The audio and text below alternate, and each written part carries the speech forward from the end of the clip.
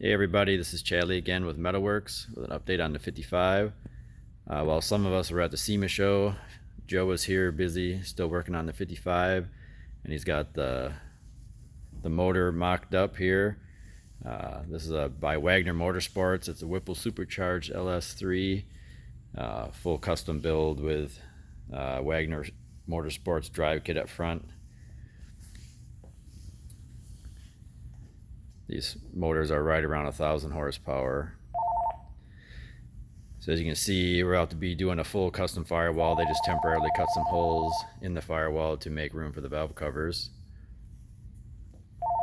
Put the ultimate headers on there today, taped them all up so we wouldn't scratch them.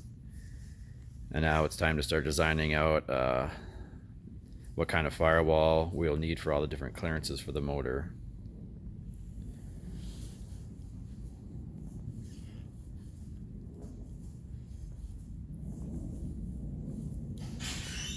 Take a peek at it here from the inside.